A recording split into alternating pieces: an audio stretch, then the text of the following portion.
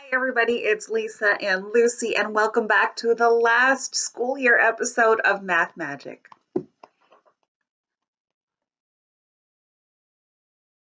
So, over the school year, I've taught you many ways to multiply.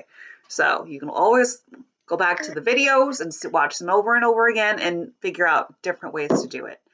But really, what you should be doing is memorizing the basic multiplication table. Once you have that memorized, everything else will kind of start falling into place, especially if you're struggling with math. So, I've got another video for you today trying to help you memorize some very important multiplication tables.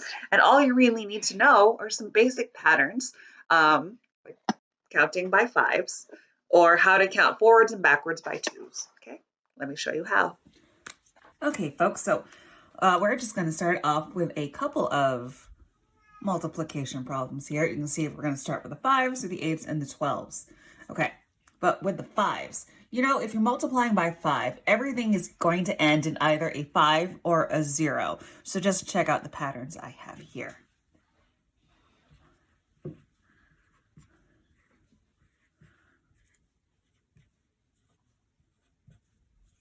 And now see what I do in the tens place.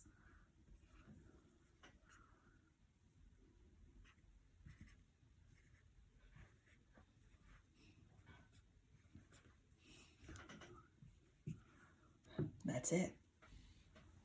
All right, now let me show you how to multiply by 8. I'm going to do the ones place again, just like how I did when I multiplied by 5s. So I'm going to start at 8 and then go backwards by 2. So 8, 6, 4, 2, 0. 8, 6, 4, 2, 0. Now to do my tens place, I will start at 0 because 8 times 1 is 8. That's all you need. And now check out my pattern. 1, 2, 3, 4, 4, 5, 6, 7, and 8. Kind of neat, huh? Pretty easy. All right, now we're going to do the 12s place. We're going to start by doing the 10s place. Okay, so check this out. There is no 5. There's no 5 in the 10s place when you multiply by 12. So we're just going to bump it up to 6, then 7, 8, 9, 10. And we'll get to this one later. Now watch the ones place. 2, 4, 6, 8, 10. So that's really a 0. 2, 4, 6, 8. And that's all that is. And then we get down here to 10 times 12, but we already know you just stick a 0 on, and that would equal 120. Check out those patterns, guys. If you kind of missed it, stop here, rewind, watch it again. All right, so I wanted to do one more bonus one, and I wanted to show you guys how easy it is to multiply by 6. And all you really need to know how to do is multiply by 5. So let me show you how.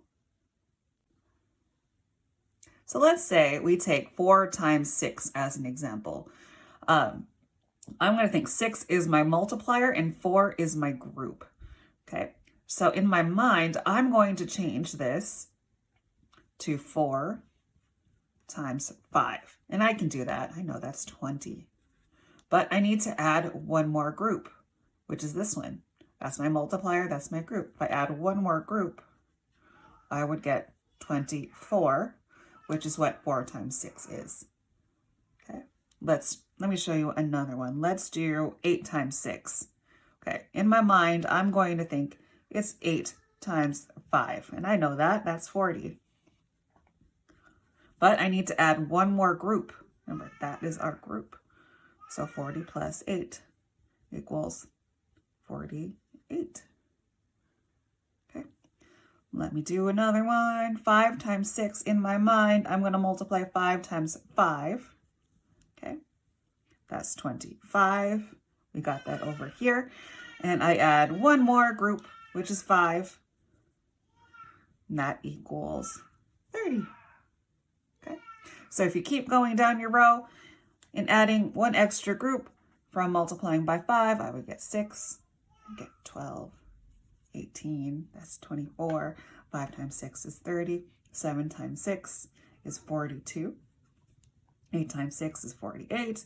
9 times 6 is 54. And 10 times 6, of course, is 60. All right, everybody, what did you think? Was that a little confusing? Did that clear things up a little bit? I hope it cleared things up, or at least gave you something to think about and something to practice over the summer, because you should really be memorizing your multiplication tables. It's so important. I will stress it again. If you practice anything over the summer, practice your multiplication tables. Okay, just the basic one, because then you can do all the other stuff afterwards. But in any case, have a beautiful summer. I will see some of you in the clubhouse, and I'll check you guys later. Bye, everybody. Say bye-bye. Bye-bye. Bye-bye.